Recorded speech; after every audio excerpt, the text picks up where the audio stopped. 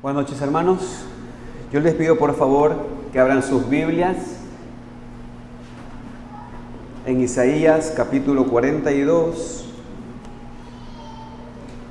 versículo 3. Isaías capítulo 42, versículo 3. Dice así la palabra del Señor: no quebrará la caña cascada, ni apagará el pábilo que humeare. Por medio de la verdad traerá justicia. Como recordarán, el profeta Isaías, en medio de su ministerio de predicación en el pueblo de Israel, tuvo el privilegio de anunciar de diferentes maneras el ministerio del Señor Jesucristo. Una de esas maneras es la que leemos en Isaías 42. Pero les pido por favor que me acompañen a verlo desde el versículo 1. Dice Isaías 42, 1 al 3. He aquí mi siervo, yo le sostendré, mi escogido, en quien mi alma tiene contentamiento. He puesto sobre él mi espíritu, él traerá justicia a las naciones. No gritará, ni alzará su voz, ni la hará oír en las calles, no quebrará la caña cascada, ni apagará el pábilo que humeare. Por medio de la verdad traerá justicia. Y Mateo, el evangelista, afirma que estas palabras ahora están cumplidas en Jesucristo. Acompáñenme por favor al Evangelio de Mateo. Fíjense en el capítulo 12, versículos 15 al 21. Mateo, capítulo 12, versículos 15 al 21. Fíjense el texto allí, lo que registra el evangelista. Dice: sabiendo esto, Jesús se apartó de allí y le siguió mucha gente y sanaba a todos. Y les encargaba rigurosamente que no le descubriesen, para que se cumpliese lo dicho por el profeta Isaías, cuando dijo: he aquí mi siervo, a quien he escogido, mi amado, en quien se agrada mi alma, pondré mi espíritu sobre él, y a los gentiles anunciará juicio. No contenderá, ni voceará, ni nadie oirá en las calles su voz. La caña cascada no quebrará, y el pábilo que humea no apagará, hasta que saque a victoria el juicio, y en su nombre esperarán los gentiles. Como se darán cuenta, hermanos, esta profecía de Isaías se cumple en Cristo, y como hemos visto en estos versículos, se exhibe en primer lugar la vocación de Cristo a desempeñar su oficio. El texto dice que Cristo es el siervo escogido de Dios. Lo segundo que este texto nos dice es que nos habla de la manera en que Cristo desempeña este oficio. El texto dice: él no quebrará la caña cascada, ni apagará el pábilo que humeare. Pero ahora, queridos hermanos y amigos, pasaremos a la última parte de este texto, que tiene que ver con el progreso constante del poder de la gracia de Cristo hasta llegar a establecer un gobierno absoluto en nosotros que prevalecerá sobre todas las corrupciones nuestras. Aquí, hermanos, en este texto se dice que Él avivará los comienzos de su gracia en nosotros. Pero la pregunta es: ¿hasta cuándo? Hasta que saque a victoria el juicio. He titulado este mensaje, hermanos, El juicio y la victoria de Cristo, primera parte. Y bajo este título me gustaría que veamos 3 puntos. En primer lugar, lo primero que tenemos que entender es la palabra juicio aquí en este texto. Es necesario que podamos entender la palabra juicio en este contexto. En segundo lugar, vamos a ver los efectos del juicio de Cristo en su pueblo. Y en tercer lugar, veremos la primera conclusión y aplicación de estos efectos. ¿Ok? Así que vamos a orar para que el Señor nos guíe a cada uno de nosotros. Oramos. Señor, te damos gracias, Padre, por darnos la bendición de poner en alto tu palabra, cantándola, también leyéndola una gran porción, pero ahora, Señor, predicándola. Y en este caso, Padre, te queremos agradecer por el ministerio de predicación que Cristo nos da. Él es el profeta que tú escogiste para tu pueblo. Señor, te rogamos que tú nos guíes a cada uno de nosotros. Señor, rogamos que tu Santo Espíritu obre en cada uno de los que están aquí. Te lo pedimos en el nombre de Cristo Jesús. Amén. Cuando vamos a Isaías capítulo 42 versículo 3, en la última parte del texto dice: por medio de la verdad traerá justicia. Y cuando vamos a Mateo, el evangelista, se está refiriendo al mismo texto, en el capítulo 12, verso 20, él dice que hasta que saque a victoria el juicio. Entonces, en este sentido, tanto Isaías como Mateo, en esta frase, están diciendo lo mismo. ¿Qué es lo que están diciendo los dos? El punto aquí que quiere hacer Isaías y el punto que quiere hacer Mateo es destacar la obra de Cristo con su pueblo. El punto es destacar que Cristo vencerá sobre sus enemigos. Y aquí es donde entramos al primer punto del sermón, porque debemos entender qué significa la palabra juicio aquí. La palabra juicio, mis queridos hermanos, se refiere aquí al reino de Cristo sobre nosotros. Se refiere al reino de la gracia en nosotros. Se refiere al gobierno mediante el cual Cristo levanta un trono en nuestros corazones. Si ustedes recuerdan, puede ser que para algunos esto parece poético porque veo algunas caras extrañas aquí con esto que estoy diciendo. Pero yo quiero que ustedes recuerden esto. Vamos a hacer una teología bíblica de esta palabra. Ustedes recuerdan a los gobernantes judíos. Los primeros gobernantes judíos que Dios puso, ¿saben cómo se llamaban? Jueces. ¿Y los jueces qué es lo que tenían que ejercer? Gobierno. Ahora, claro, según la ley de Moisés, iban a haber reyes que serían la figura pública del gobierno. ¿Y qué es lo que iban a hacer en este sentido los reyes? Pues gobernar, o sea, iban a ejercer lo mismo. O sea, la figura de los jueces ejercían gobierno y la figura de los reyes es que eran los gobiernos. Entonces los reyes ejercían dominio y el ejercer dominio es lo que se le denomina aquí juicio. Ahora veamos un ejemplo de esto. Acompáñenme por favor el Salmo 72. Fíjese por favor el Salmo 72, versículos 1 al 2. Mire este texto. Salmo 72, versículos 1 al 2. Dice: para Salomón, oh Dios, da tus juicios al rey y tu justicia al hijo del rey. Él juzgará a tu pueblo con justicia y a tus afligidos con juicio. ¿Lo leyeron? Entonces, decir juicio en este contexto es decir reino, es decir dominio, es decir gobierno. Y ahora que hemos entendido este primer punto, entonces pasemos al segundo punto del sermón. Veamos los efectos de Cristo en su pueblo. Entonces, fíjense, hermanos, que la obra de Cristo sobre los hombres es una obra de gracia con el cual Él los gobierna, Él los reina.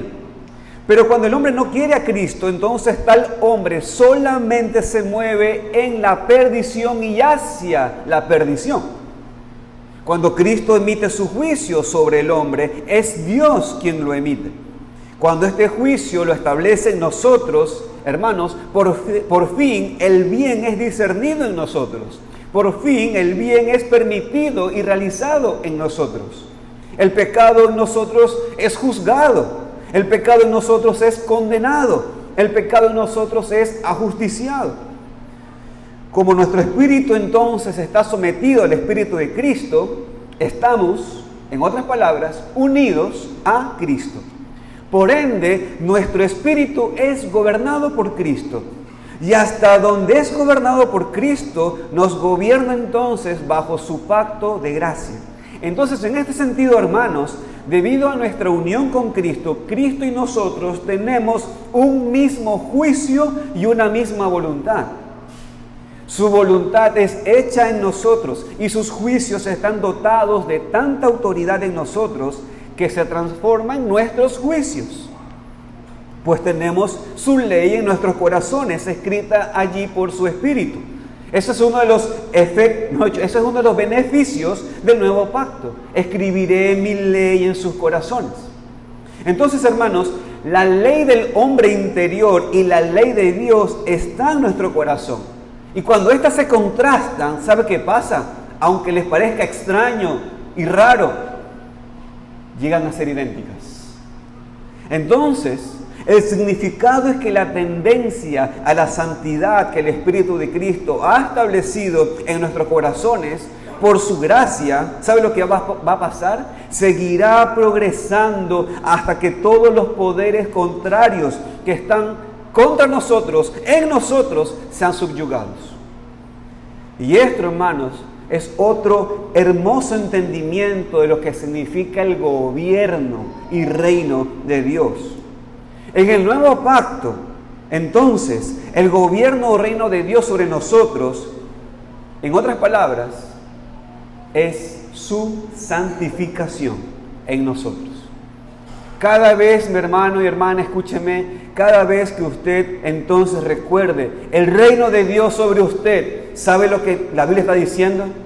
La santificación de Dios sobre usted. Y en este sentido, el juicio de Dios o reino de Dios progresará contra los poderes pecaminosos en nosotros. Y esa es una hermosa promesa que el Señor nos da en el día a día. Lo que Él comenzó, Él lo perfeccionará hasta el día del Señor Jesucristo. Son las mismas palabras, o mejor dicho, es el mismo sentido en otras palabras que el profeta Isaías dijo cientos de años atrás. Miren lo que dice Isaías, capítulo 4, versículo 4. Fíjense lo que dice allí. Isaías, capítulo 4, versículo 4.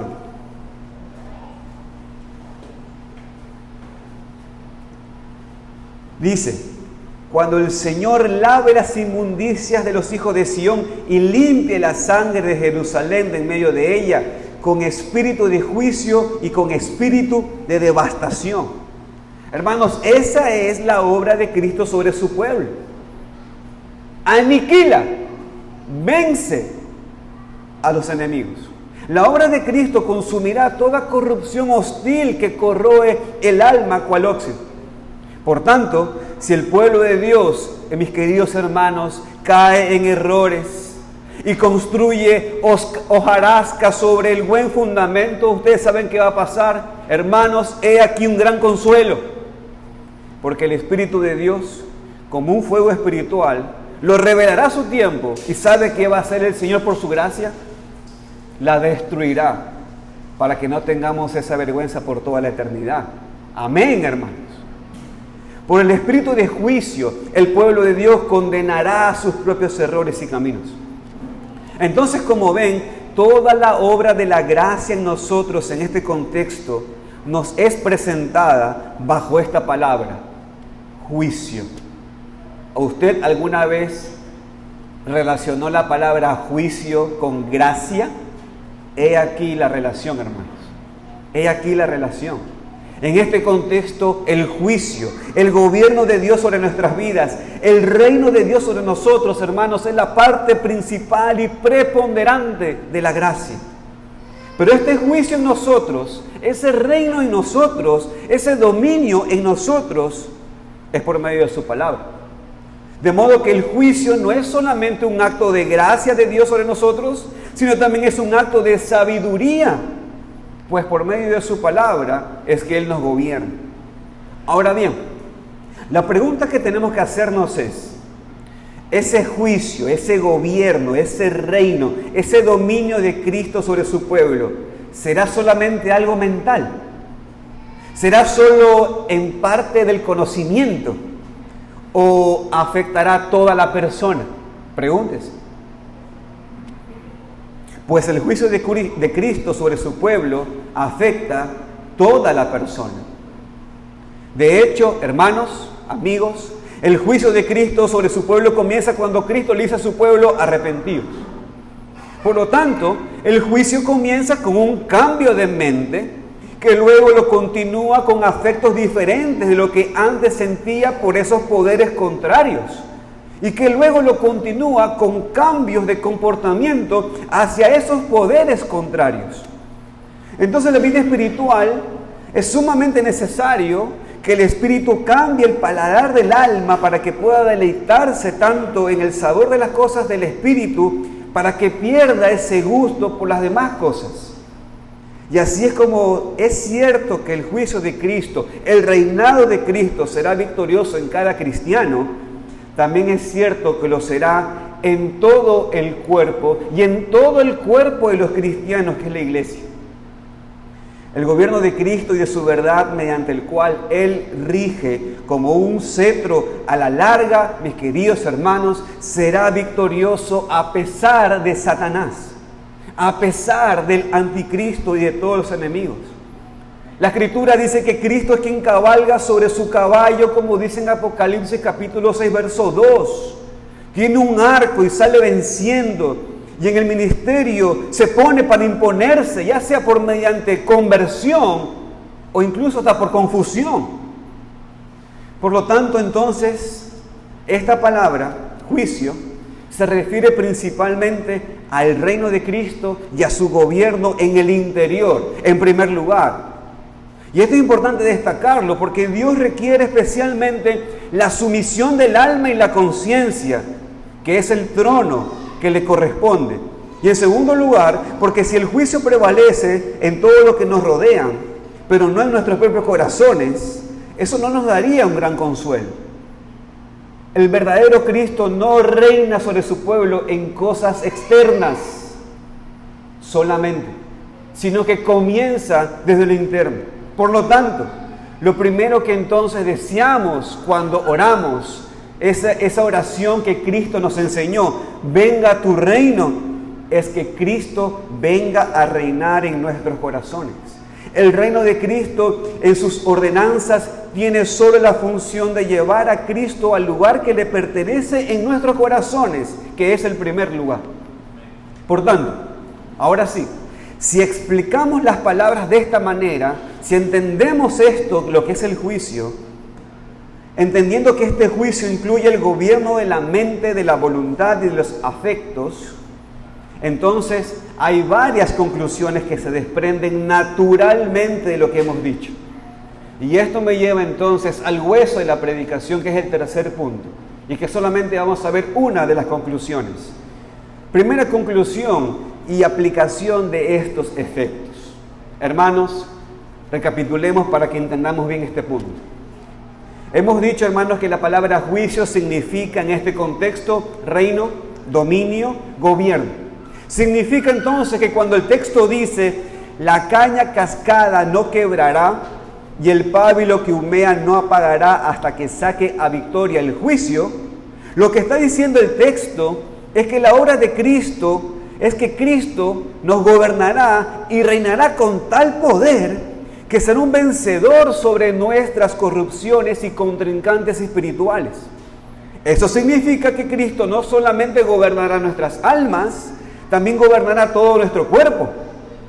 Y esta verdad nos lleva entonces a hermosas conclusiones. Y ahora veremos una. La primera conclusión que surge al conectar esta parte del versículo con lo anterior es que Cristo, hermanos, es súper dulce, como hemos visto. Porque tiene como propósito el establecer su gobierno en las personas con las que es bueno y tierno. Su reino, su gobierno, hermanos, su juicio sobre nosotros es un acto de gracia del Señor. Él perdona de esa manera, ¿saben para qué? Para que lo obedezcamos como rey. Nos toma como esposa para que lo obedezcamos como marido.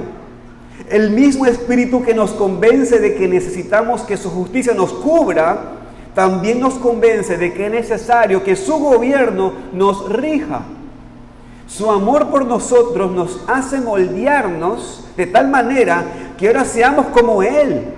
Nuestro amor por Él nos impulsa a convertirnos en personas en las que Él puede deleitarse, y nuestra fe y esperanza no puede ser mayores a nuestro interés que en ser purificados como Él es puro. Cristo, mis hermanos, por su sangre, nos transforma en gobernadores subordinados. Sí, en reyes bajo su autoridad. ¿Y sabe qué? Y nos da gracia, no solo para luchar contra nuestros afectos viles, sino también para subyugar a esos afectos viles que tenemos en cierta medida. Hermanos, uno de los principales frutos de la exaltación de Cristo, ¿saben cuál es?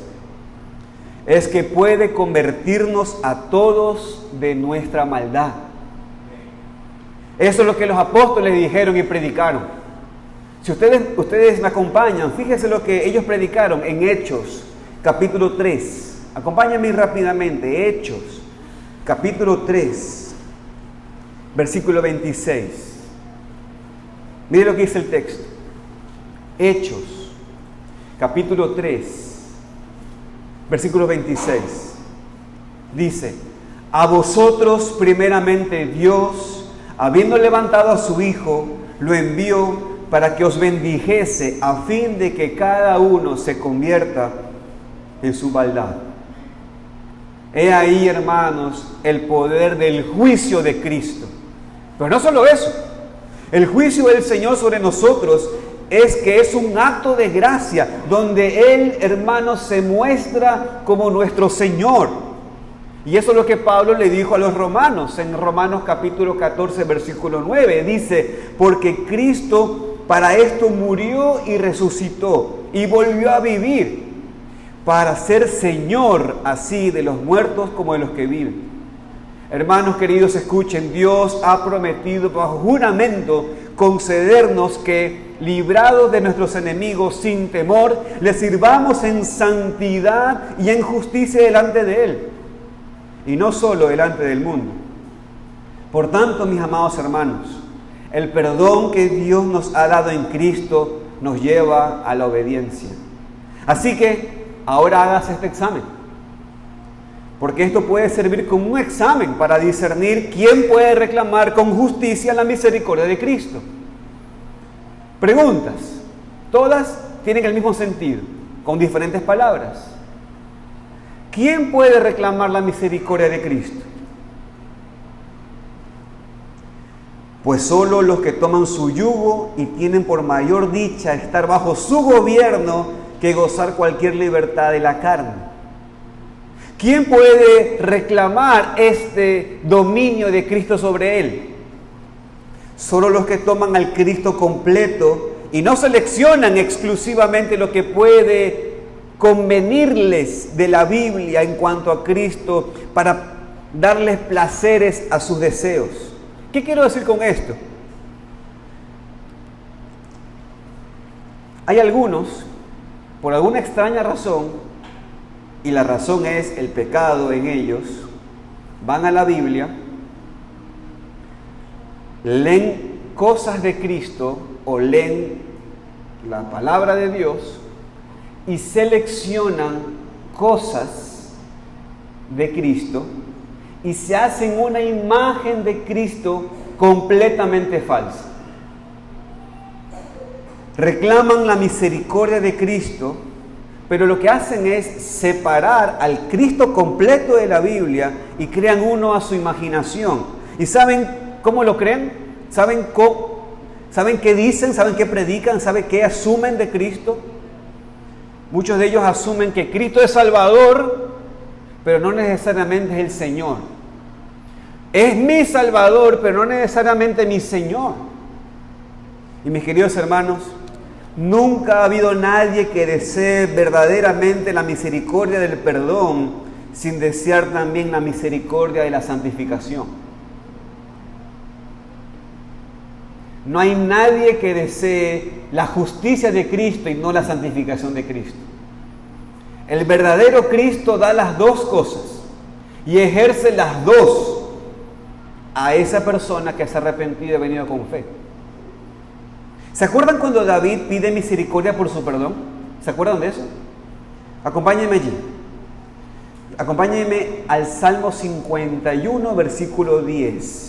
Porque ahí David implora la misericordia de Dios para que lo perdone, pero también implora la misericordia de Dios para que lo sane espiritualmente. Miren lo que dice Salmo 51, verso 10. David dice, crea en mí, oh Dios, un corazón limpio. Pero luego, ¿qué dice? Y renueva un espíritu recto dentro de mí. Hermanos, nunca ha habido nadie que desee verdaderamente la misericordia del perdón sin desear también la misericordia de la santificación. Nunca ha habido nadie que desee a Cristo como su sacerdote y no a Cristo como su rey. Eso no es el Cristo bíblico.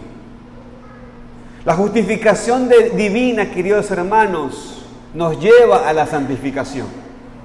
La verdadera obra de Cristo nos lleva a su juicio. La justificación a nuestro favor nos lleva a su obediencia. Esto también nos muestra entonces el error de los que hacen que Cristo nos sea hecha justicia, pero no santificación. En realidad, hermanos, gran parte de nuestra felicidad consiste en estar bajo un Señor que no solamente nació por nosotros y nos fue dado a nosotros, sino que también tiene el principado sobre su hombro. Y por supuesto, tiene el principado sobre nuestros hombros. Y ese es el mayor pacto de gracia que el Señor nos ha dado. No solamente el justificarnos, sino el hacernos como Él. Por supuesto que necesitamos al Cristo sacerdote que muere en la cruz para reconciliarnos con Dios y presentarnos aceptos para con Él. Pero el mismo Cristo, el de la Biblia, que es Rey, es quien también necesitamos por nuestra falta de disposición y total incapacidad para volver a Dios y para rescatarnos a nosotros mismos y protegernos de nuestros adversarios espirituales. Necesitamos su oficio real para convencernos, subyugarnos, atraernos, sostenernos, librarnos y preservarnos para su reino celestial. Por tanto, aquí entonces entra una buena pregunta de aplicación. La pregunta es, ¿cómo podemos dar combustión a nuestra fe para que nuestra felicidad de estar bajo el señorío o juicio de Cristo permanezca? ¿Cómo podemos darle más leña al fuego para que el señorío de Cristo en nosotros avance? Dicho de otra manera, en este asunto, ¿cómo sería mi responsabilidad? ¿Soy responsable aquí en algo? Y la respuesta es sí, se lo adelanto. Entonces la pregunta es, ¿cómo puedo crecer entonces en la santificación? ¿Cómo puedo avanzar para que Dios haga esa promesa de que llevará a victoria el juicio? ¿Y saben cuál es, mi hermano? Siempre tenemos que recordar la justificación. Siempre tenemos que recordar la justificación.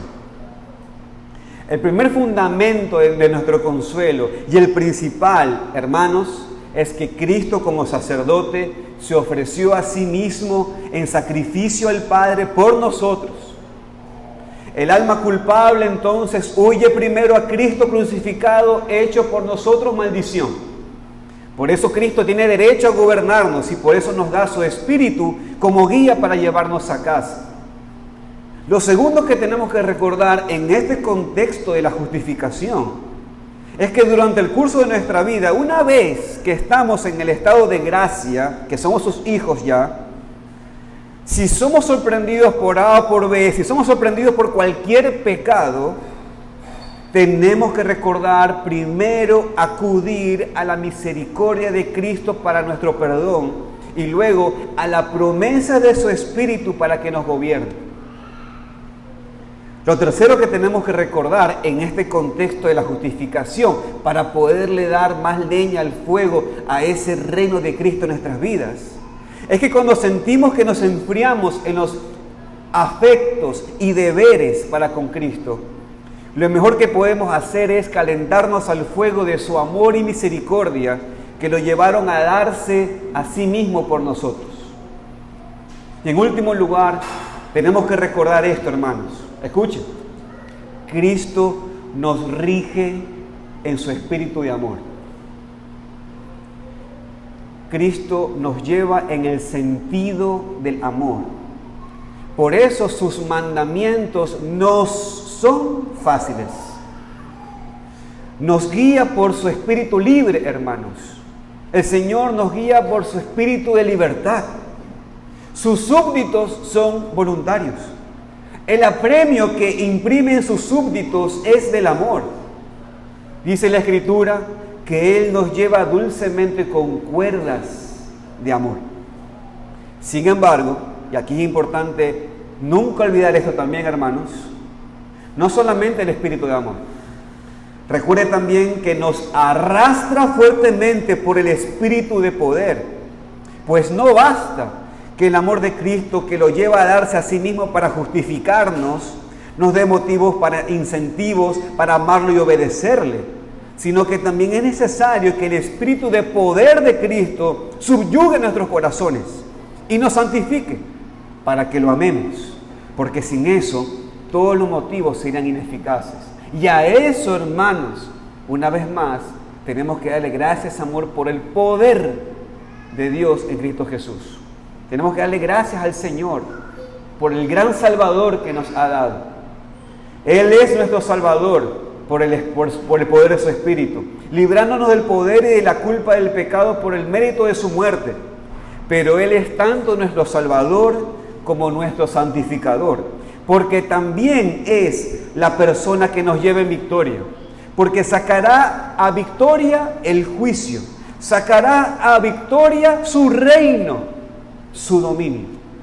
Lo que Él comenzó, Él lo perfeccionará hasta el día del Señor Jesucristo. Y amigo y amiga que está aquí sin Cristo, quiero hablarte a ti. Todo lo que acabas de oír, tú no lo puedes hacer solo en tus propias fuerzas. Tú necesitas nacer de nuevo. Tu disposición debe cambiar. Tu naturaleza debe cambiar. Tú necesitas ser nueva criatura. Estarás pensando, pero no lo puedo hacer. Exacto, es imposible para ti. Pero para Dios nada es imposible. Los que buscan el amor espiritual en un corazón que no ha sido cambiado, están buscando el cielo en el infierno. Piensa en esto. Dile pues a mis niños que le hagan caso a un extraño. ¿Saben por qué no le van a hacer caso? Podrían tener ciertas razones, pero no tienen lo filial. Este es el ejemplo típico de un niño. Cuando un niño obedece a su padre, lo hace porque hay razones que lo persuaden. Y también por la naturaleza filial que le da vigor a esas razones. Ahora escucha. Mientras no hayas nacido de nuevo, tú sigues siendo hijo del diablo. Porque eso es lo que dice la Biblia. Pero si te reconoces pecador, te arrepientes de tu vida de pecados y pones tu fe en la obra de Jesucristo, el Hijo de Dios, dice la Biblia que naces de nuevo y por tanto eres natural a Dios. Entonces tendrás esa filiación con Dios y le podrás llamar Padre y Él te llamará Hijo. Y por lo tanto, no solamente tendrás razones de obedecer al Señor, sino también el incentivo de obedecerlo por un principio y una obra de gracia interna que le dan fuerza principal a esas razones. Primero llegamos a ser participantes de la naturaleza divina y luego el Espíritu de Cristo nos incita y nos guía fácilmente a los deberes espirituales. Y hermanos miembros que están aquí, me quiero referir a ustedes. Hoy Cristo nos llama a venir a su mesa teniendo certeza de que Cristo sacará a victoria el juicio. Y todo eso no en base a nuestras fuerzas, sino en base a su reinado sobre nosotros, en base a su juicio sobre nosotros.